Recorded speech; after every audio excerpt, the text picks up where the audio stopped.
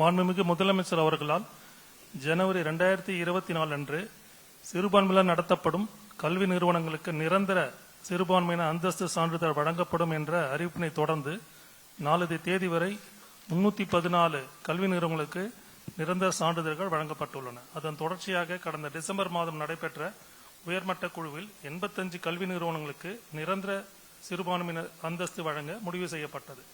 அதில் 5 கல்வி நிறுவனங்களுக்கு நிரந்தர சிறுபான்மையினர் சான்றிதழ்கள் வழங்க வருகை புரிந்திருக்கும் மாண்புமிகு முதலமைச்சர் அவர்களையும், மாண்புமிகு சிறுபான்மையினர் நலன் மற்றும் வெளிநாடு வாழ் தமிழர் நலத்துறை அமைச்சர் அவர்களையும், மதிப்பிற்குரிய தலைமைச் செயலாளர் அவர்களையும்,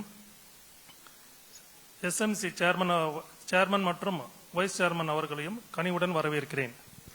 நிகழ்ச்சியில் கல்வி நிறுவனங்களுக்கு சிறுபான்மையின அந்தஸ்து ஆணைகளை வழங்குமாறு மாண்புமிகு முதலமைச்சர் அவர்களை பணிவுடன் கேட்டுக்கொள்கிறேன்.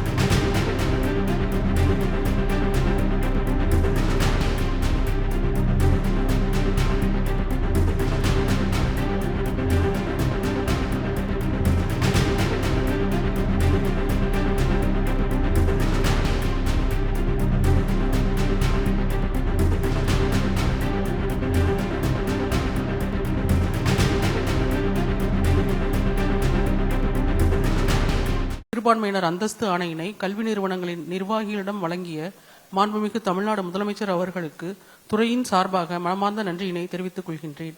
மேலும் இந்நிகழ்ச்சியில் பங்கேற்ற மாண்புமிகு சிறுபான்மையினர் நலன் மற்றும் வெளிநாடு வாழ் தமிழர் நலத்துறை அமைச்சர் அவர்களுக்கும், மதிப்பிற்குரிய தலைமைச் செயலாளர் அவர்களுக்கும், மதிப்பிற்குரிய அரசு செயலாளர், பிற்படுத்தப்பட்டோர், மிகவும் பிற்படுத்தப்பட்டோர் மற்றும் சிறுபான்மை நலத்துறை மற்றும் மாநில சிறுபான்மை ஆணைய தலைவர், துணைத் தலைவர் மற்றும் உயர் அலுவலருக்கும் துறையின் சார்பாக நன்றியினை தெரிவித்துக் கொள்கின்றேன். நன்றி, வணக்கம்.